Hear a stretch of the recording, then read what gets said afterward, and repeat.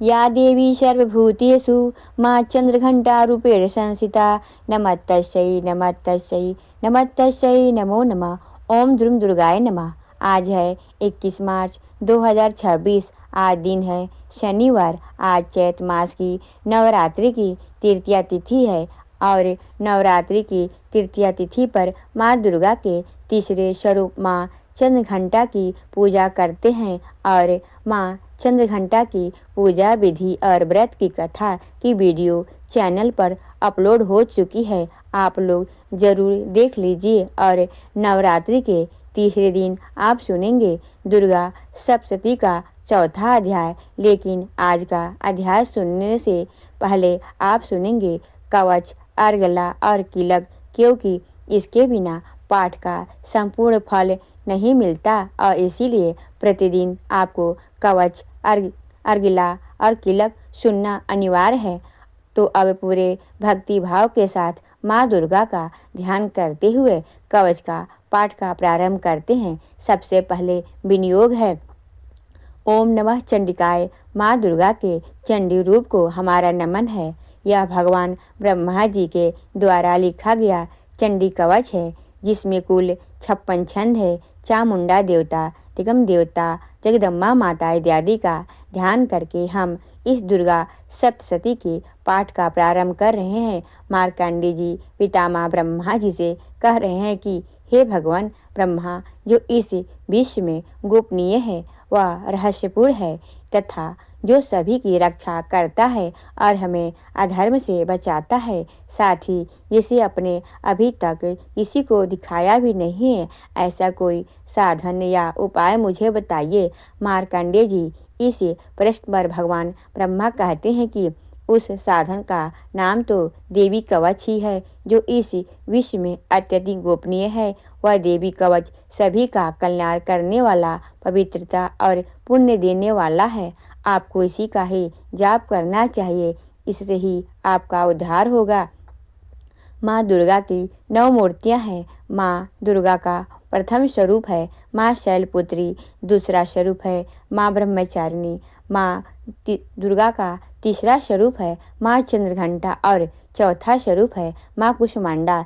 उनका 5वां रूप स्कंद माता का है और छठा रूप माँ कात्यायनी का है। 7वां स्वरूप है माँ कालरात्रि का और 8वां स्वरूप माँ महागौरी के नाम से प्रसिद्ध है। माँ दुर्गा का 9वां रूप है माँ सिद्धिदात्री।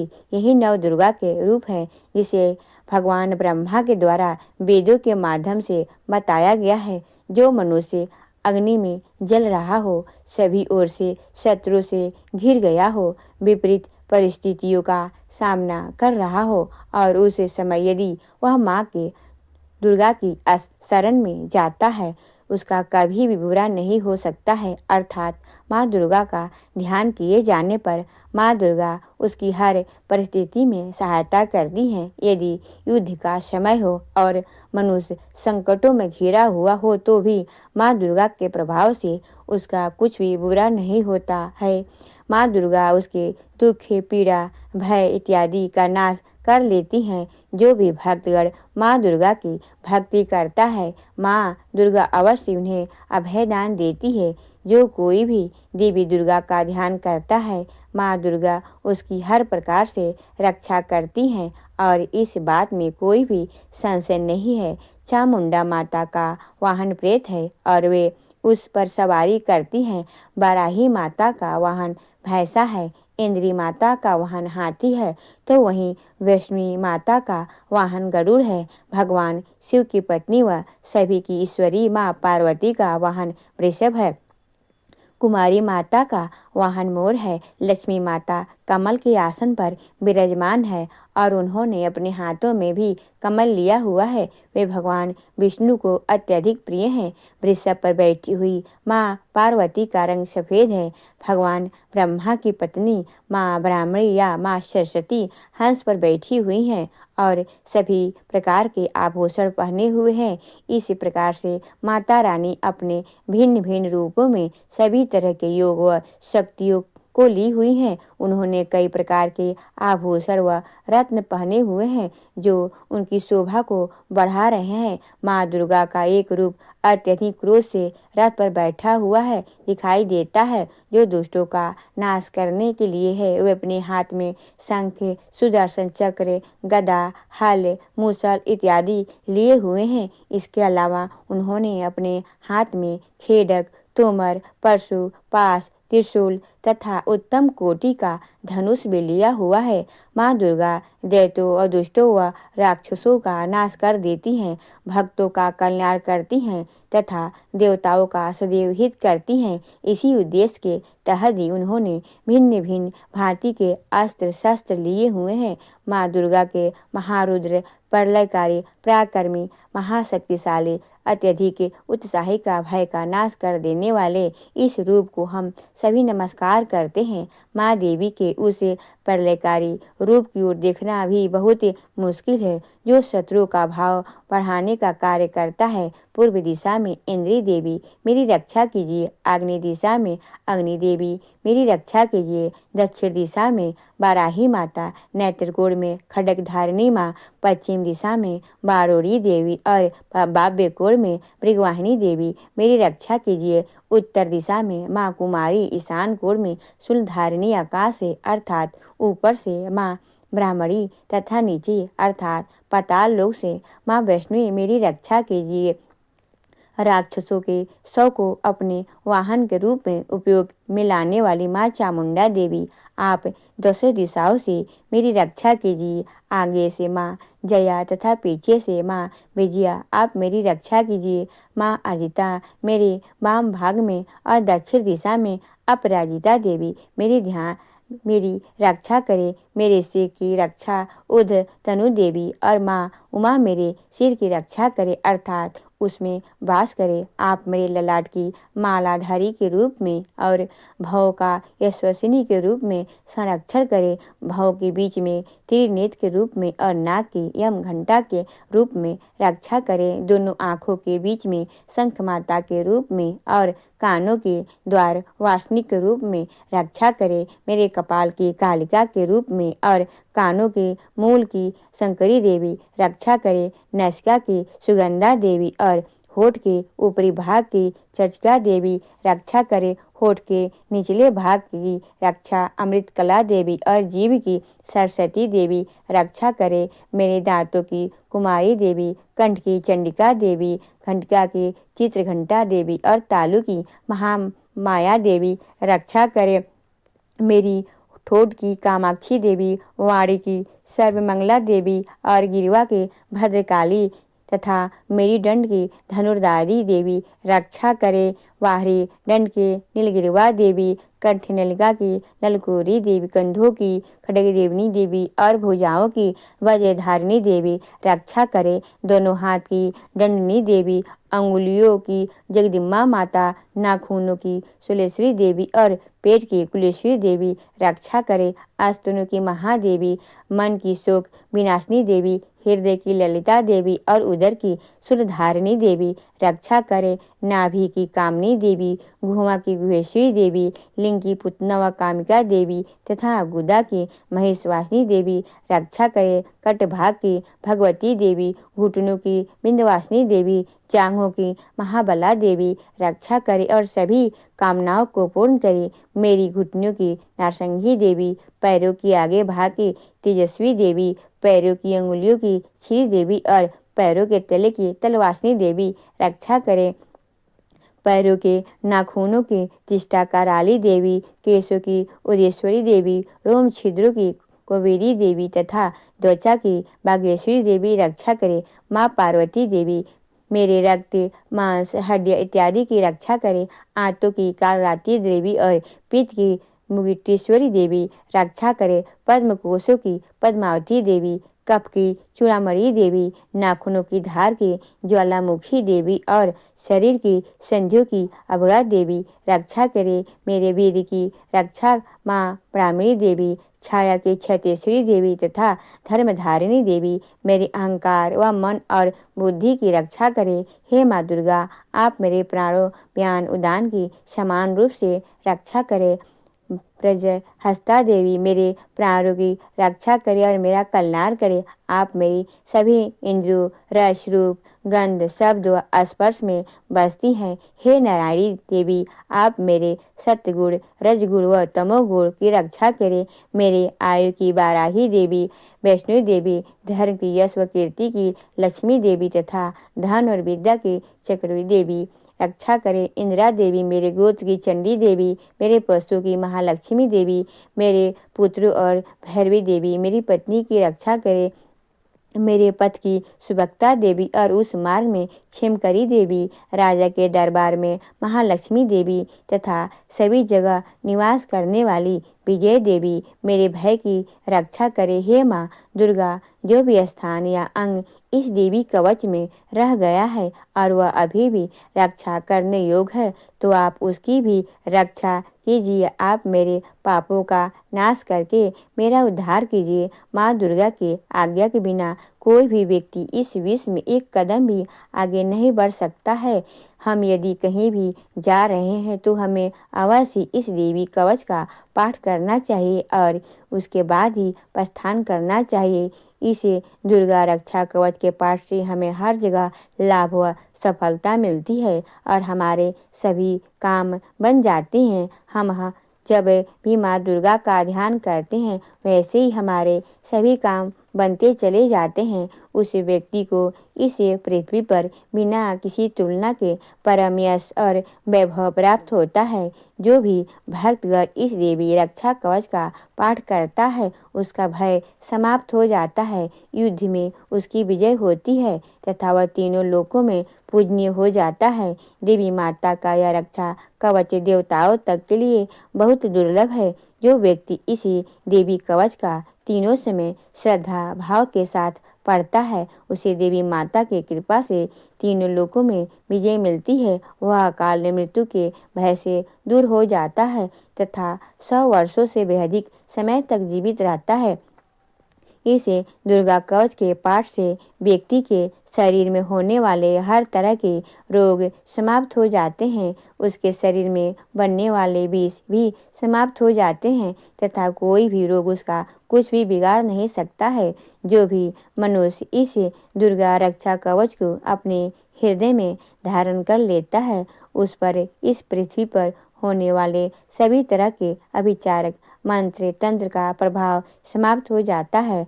सभी तरह की डाकनी शाकनी अंतरिक्ष में रहने वाले अति शक्तिशाली व भयंकर डाकिन भूत पिचास यक्ष गंधर्व राक्षस ब्रह्म राक्षस पाताल कुष्मांड भैरव इत्यादि सभी तरह के नकारात्मक शक्तियों के प्रभाव इस दुर्गा कवच के माध्यम से समाप्त हो जाते हैं। इस रक्षा कवच का पाठ करने वाला व्यक्ति राजा से सम्मान प्राप्त करता है और उसकी सुख संपत्ति में वृद्धि होती है। जो भी व्यक्ति इस देवी कवच का पाठ करता है उसका हर जगह यश बढ़ता ही जाता है और जो भी इस कवच का 7 बार जप करता है उसका वंश इस पृथ्वी के अंत तक रहता है। इसके पश्चात जब उसकी मृत्यु हो जाती है तब वह माँ दुर्गा के आशीर्वाद से परम स्थान को प्राप्त करता है, जो देवताओं को भी अत्यंत दुर्लभ है।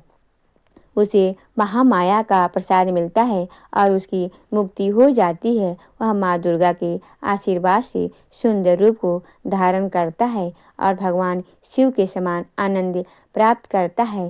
श्री देवी दुर्गा कवच संपूर्ण हुआ और अब पूरे भक्ति भाव से माँ दुर्गा का ध्यान करके अर्गला स्तोत्र का पाठ करते हैं। ओम नमः चंडिकाय। माँ चंडिका देवी को नमस्कार है। मार्कंडी जी ऋषि कहते हैं, जयंती अर्थात सबसे उत्कृष्ट एवं विजय शालिनी, मंगला अर्थात अपने भक्तों के जन्म मरण आदि संसार को बंधन को दूर करने वाली मोक्षदायिनी मंगलदायी देवी, काली अर्थात प्रलय काल में संपूर्ण सृष्टि को अपना ग्रास बना लेने वाली देवी, भद्रकाली अर्थात अपने भक्तों के लिए भद्र अथवा मंगल स्वीकार करने वाली, कपालिनी अर्थात हाथ में कपाल तथा गले में मुंडमाला धारण करने वाली, दुर्गा अर्थात कर्म एवं उपासना स्वरूप दुसाधे साधन से प्राप्त होने वाली क्षमा अर्थात अत्यंत करुणामय स्वभाव होने के कारण अपने भक्तों के सारे अपराध क्षमा करने वाली शिवा अर्थात सबका कल्याण करने वाले धात्री अर्थात संपूर्ण प्रपंच को धारण करने वाली स्वाहा अर्थात स्वाहा रूप के एक भाग ग्रहण करके देवताओं को पोषण करने वाली और स्वधा अर्थात स्वधा रूप में श्राद्ध और तर्पण को स्वीकार करके पितरों का पोषण करने वाले इन नामों से प्रसिद्ध हैं। जगदम्बे तुम्हें मेरा नमस्कार है। देवी चामुंडे तुम्हारी जय हो। संपूर्ण प्राणियों की पीड़ा हरने वाली देवी तुम्हारी जय हो। सब में व्याप्त रहने वाली देवी तुम्हारी जय हो। हे कालरात्रि तुम्हें नमस्कार है। मधु और कैटभ को मारने वाले तथा ब्रह्मा जी को वरदान देने वाली तुम्हें नमस्कार है। तुम मुझे रूप दो, जय दो, यश दो और काम क्रोध आदि शत्रुओं का नाश करो। महिषासुर का नाश करने वाले तथा भक्तों को सुख देने वाली हे देवी तुम्हें नमस्कार है।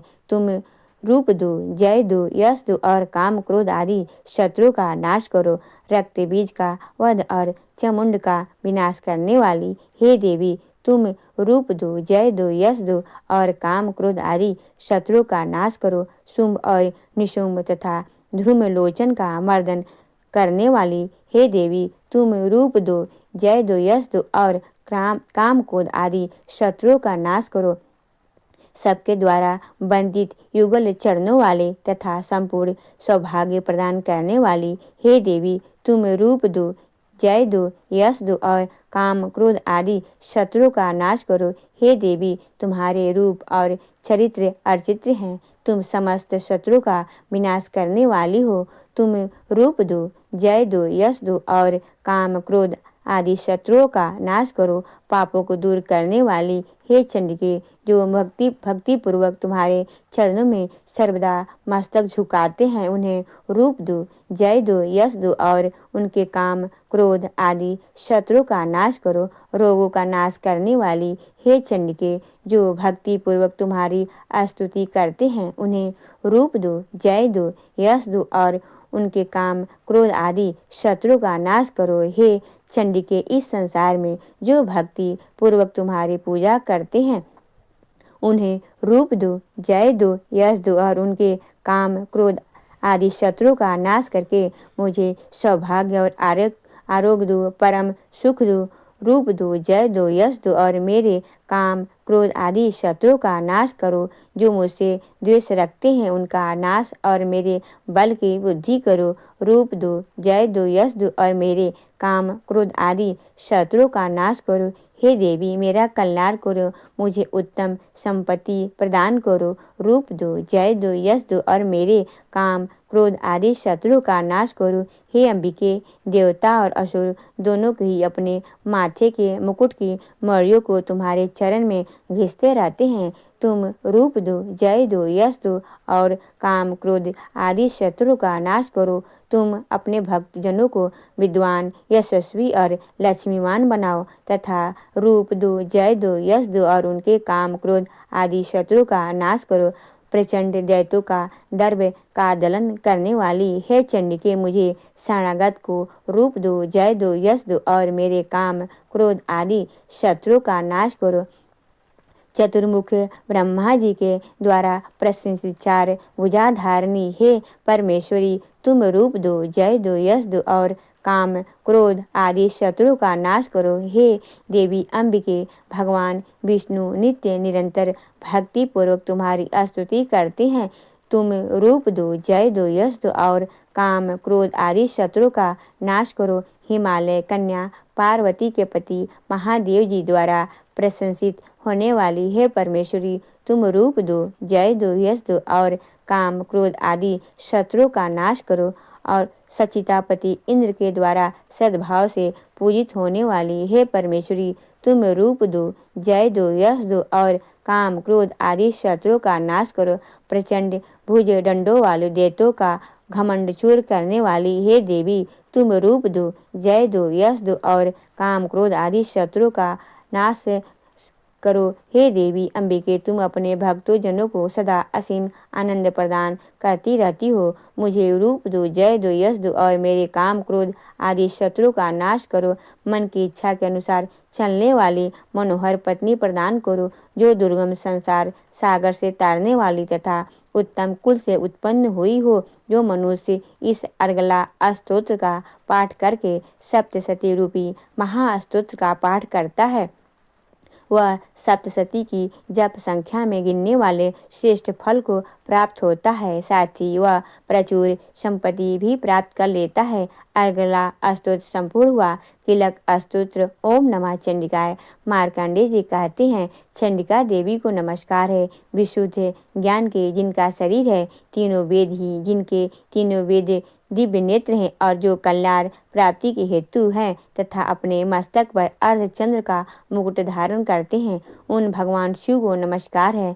मंत्रों का जो अभिकीलक है, अर्थात मंत्रों की सिद्धि में विधि उपस्थित करने वाले शाप रूपी कीलक का जो निवारण करने वाला है, उस सप्तशक्ति स्तोत्र को संपूर्ण रूप से जानना चाहिए और जानकर उसकी उपासना करना चाहिए। यद्यपि सप्तशक्ति के अतिरिक्त अन्य मंत्रों को जप से भी जो निरंतर लगा रहता है, वह भी कल्याण का भागी होता है। उसके भी उच्चाटन आदि कर्म सिद्ध होते हैं तथा उसे भी समस्त दुर्लभ वस्तु की प्राप्ति हो जाती है। तदपि अन्य मंत्रों का जप न करके केवल इस सप्तशती नामक स्तोत्र से भी देवी की स्तुति करते हैं, उन्हें स्तुति मात्र से ही सच्चिदानंद स्वरूपणी देवी सिद्ध हो जाती है। उन्हें अपने कार्य की सिद्धि के लिए मंत्र, औषधि तथा अन्य किसी साधन के उपयोग की आवश्यकता नहीं रहती। बिना जप के ही उनके उच्चाटन आदि समस्त अभिचारिणी कर्म सिद्ध हो जाते हैं।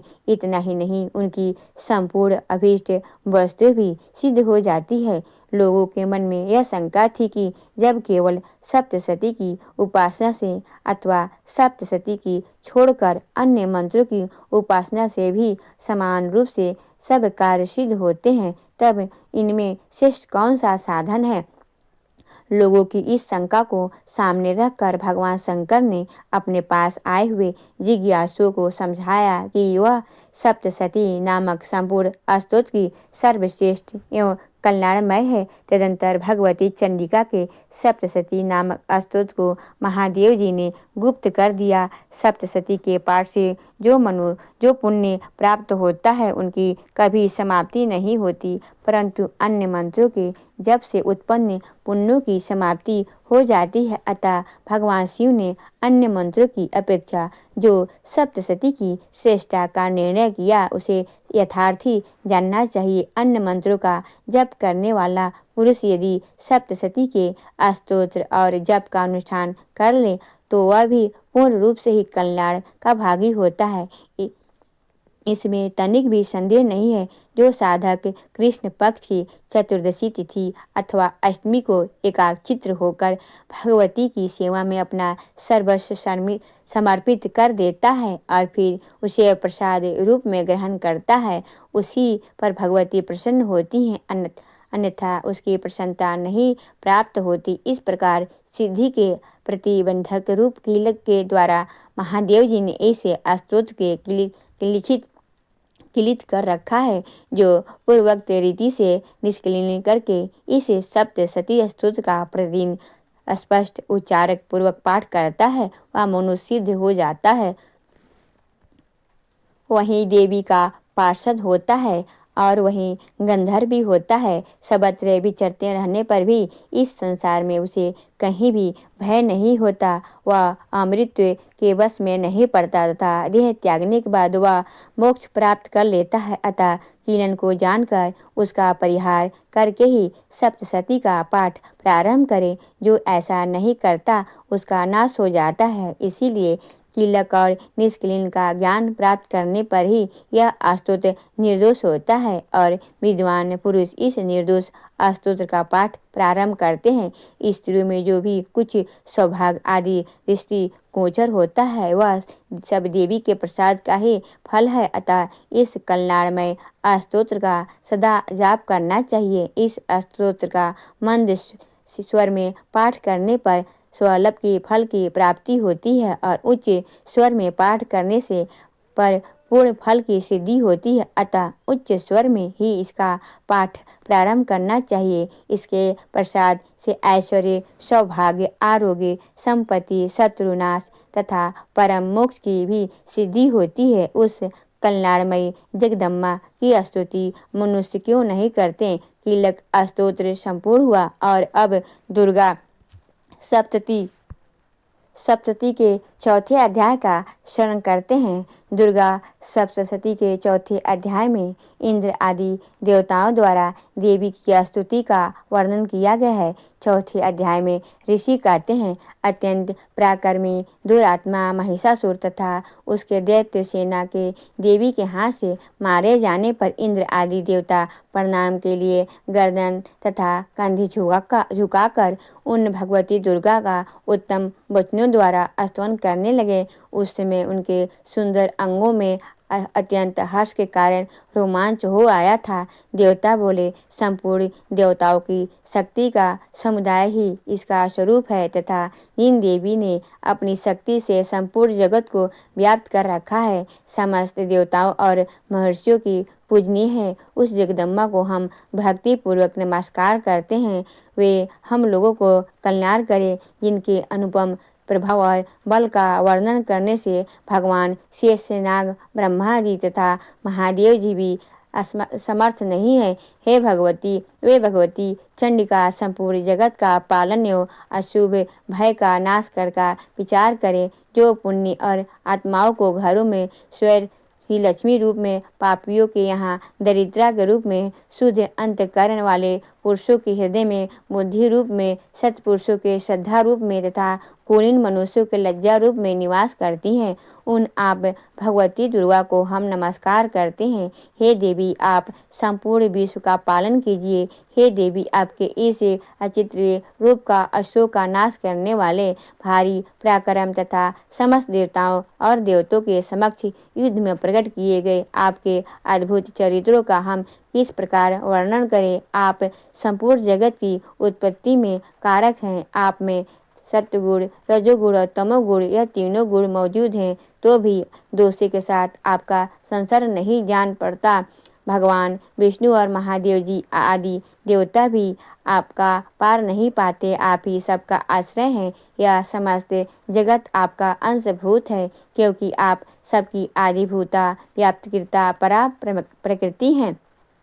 हे देवी, संपूर्ण योगों में जिसके उच्चारण से सब देवता तृप्ति लाभ करते हैं, वह स्वाहा आप ही हैं। इसके अतिरिक्त आप पितरों की भी तृप्ति का कारक है, अतएव सब लोग आपकी स्वधा भी कहते हैं। हे देवी, जो मोक्ष की प्राप्ति का साधन है, अचित्य महाव्रत स्वरूपा, समस्त दोषों से रहित जितेंद्रिय तत्व को भी सार वस्तु मानने वाले तथा मोक्ष की अभिलाषा रखने वाले मुनिजन जिनका अभ्यास करते हैं, वह भगवती परा विद्या आप ही हैं। आप ही शब्द स्वरूपा हैं। अत्यंत निर्मल ऋग्वेद, चतुर्वेद तथा उद्गीत के मनोहर पदों के पाठ से युक्त सामदेव का भी आधार आप ही हैं। आप देवी तिरुवेद, तीनों वेद और भगवती छह ऐश्वर्य से युक्त हैं। इस विश्व की उत्पत्ति एवं पालन के लिए आप ही वार्ता, खेती और आजीविका के रूप में प्रकट हुई हैं। आप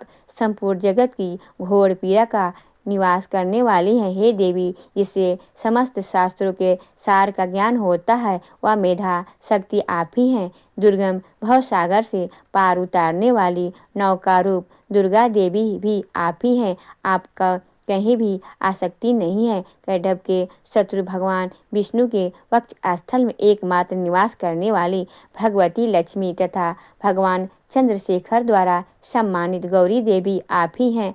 आपका मुख मंद मुस्कान से सुशोभित निर्मल पूर्ण चंद्रमा के बिंब का अनुकरण करने वाला और उत्तम स्वर्ण की मनोरम कांति से कमनीय है, तो भी उसे देखकर महिषासुर को क्रोध हुआ और सहसा उसने उन पर प्रहार किया। यह बड़े आश्चर्य की बात है। हे देवी, वही मुख जब क्रोध से युक्त होने पर उदय काल से चंद्रमा की भांति लाल और तनी हुई भोग होने के कारण विकराल हो उठा, तब उसे देखकर जो महिषासुर के प्राण तुरंत नहीं निकल गए, यह उससे भी बढ़कर आश्चर्य की बात है, क्योंकि क्रोध से भरे हुए यमराज को देखकर भला कौन जीवित रह सकता है। हे देवी, आप प्रसन्न हो। परमात्मा स्वरूप आप प्रसन्न होने पर जगत का अभ्युदय होता है और क्रोध में भर जाने पर आप तत्काल ही कितने कुलों का सर्वनाश कर डालती हैं। यह बात अभी अनुभव में आई है, क्योंकि महिषासुर की यह विशाल सेना क्षण भर में आपके कोप से नष्ट हो गई।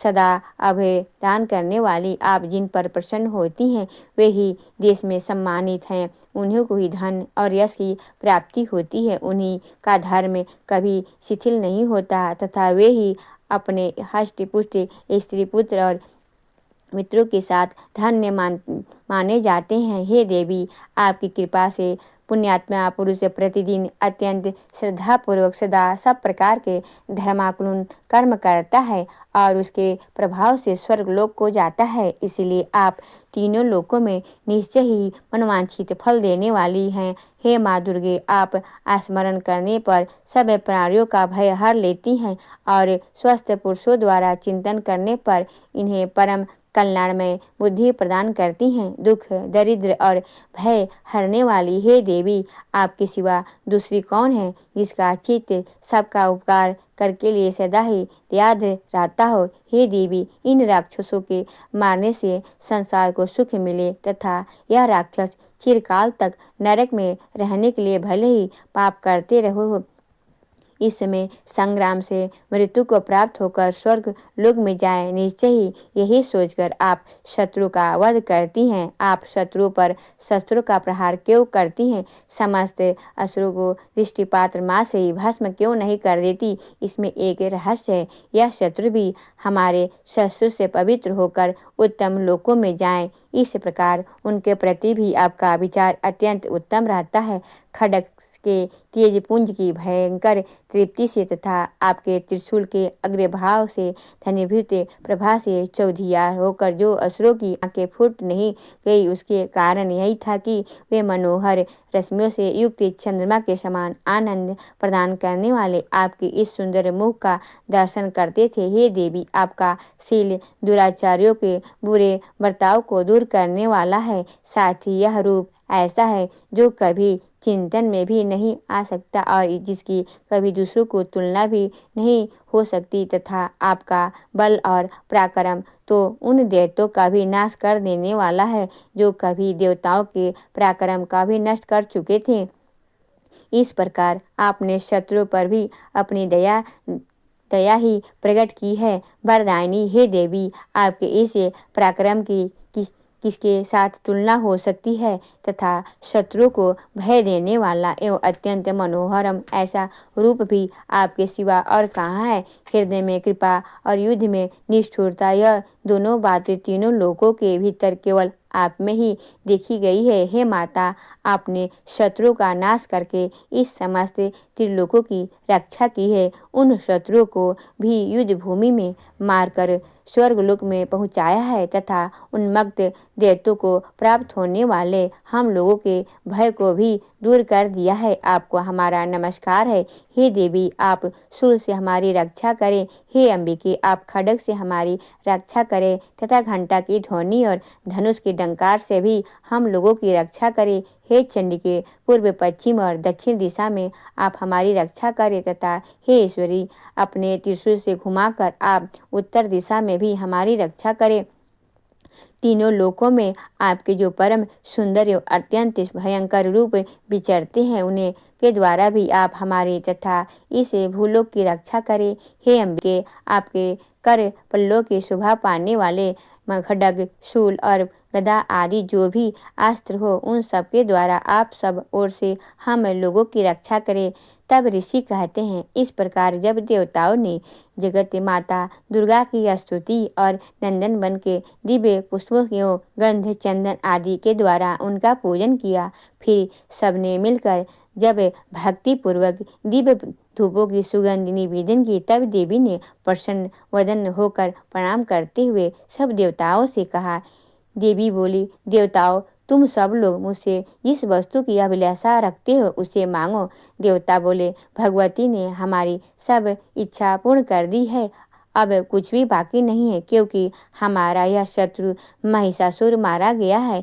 हे महेश्वरी, इतने पर भी यदि आप हमें और वर देना चाहती हैं तो हम जब जब आपका स्मरण करें तब तब आप दर्शन देकर हम लोगों के महान संकट दूर किया करें, तथा प्रसन्न मुखी अंबिके जो मनुष्य इस स्तोत्र द्वारा आपकी स्तुति करे उसे वित्त समृद्धि और वैभव देने के साथ ही उसकी धन और स्त्री आदि संपत्ति को भी बढ़ाने के लिए आप सदा सदा हम पर प्रसन्न रहें। ऋषि कहते हैं, हे राजन, देवताओं ने जब अपने तथा जगत के कल्याण के लिए भद्रकाली देवी को इस प्रकार प्रसन्न किया तब वे तथास्तु कहकर वहीं अंतर्धान हो गई। हे भूपाल, इस प्रकार पूर्व काल में तीनों लोकों का हित चाहने वाली देवी जिस प्रकार देवताओं के शरीरों से प्रकट हुई थी वह यह सब कथा मैंने कह सुनाई। अब पुनः देवताओं का उपकार करने वाली वे दुष्ट दैत्यों तथा निशुम का वध करने एवं सब लोगों को रक्षा करने के लिए गौरी देवी शरीर से जिस प्रकार प्रकट हुई थी वह सब प्रसंग मेरे मुँह से सुनो। मैं उसका तुमसे यथावर्ण वर्णन करता हूँ। ओम नमः चंडिकाय। इस प्रकार श्री मार्कंडी जी पुराण के शारीरिक मंत्र की कथा में अंतर्गत देवी महात्म्य सक्रादि स्तुति नामक चौथा अध्याय पूरा हुआ और अब आप सुनेंगे माँ दुर्गा की आरती।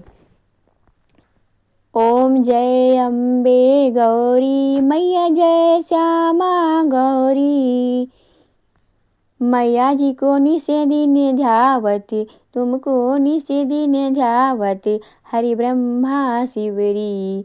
ओम जय अम्बे गौरी। मांगे सिंदूर विराजत, टीको मृद मध्य को, उज्ज्वल से दो नैना, चंद्र बदननी को। ओम जय अम्बे गौरी। कनक समान कलेवर, रक्तांबर राजे, रक्त पुष्प गलमाला, कंठन पर साजे। ओम जय अम्बे गौरी। के हरि वाहन राजत, खड्ग खपर धारी, सूर्य नर मुनि जन सेवत, तिनके दुख हारी। ओम जय अम्बे गौरी। कानन कुंडल शोभित, नासाग्रे मोती, कोटिक चंद्र दिवाकर, राजत समज्योति। ओम जय अम्बे गौरी। शुंभ निशुंभ बिडारे, महिषासुर घाती, ध्रुम बिलोचन नयना, निशिदिन मध्यमाती। ओम जय अम्बे गौरी। 64 योनि गावत, मंगल नृत्य करत भैरू, बाजत ताल मृदंगा और बाजत डमरू। ओम जय अम्बे गौरी। भुजाचार्यति शोभित, खड्ग खपर धारी, मन वांछित फल पावत, सेवत नर नारी। ओम जय अम्बे गौरी। कंचन थाल विराजत, अगर कपूर बाती, श्रीमाल के तुम राजत, कोटि रतन ज्योति। ओम जय अम्बे गौरी। श्री अम्बे जी की आरती जो कोई नर गावे, कहत शिवानंद स्वामी, भजत हरि हर स्वामी, मन वांछित फल पावे। ओम जय अम्बे गौरी। मैया जय श्यामा गौरी। मैया जी को निशि दिन ध्यावत, तुमको निशि दिन ध्यावत, हरि ब्रह्मा शिवरी। ओम जय अम्बे गौरी। मैया जय श्यामा गौरी। माँ की आरती करने के बाद क्षमा प्रार्थना जरूर करनी चाहिए, तो दोनों हाथ जोड़कर माँ से क्षमा प्रार्थना करते हैं।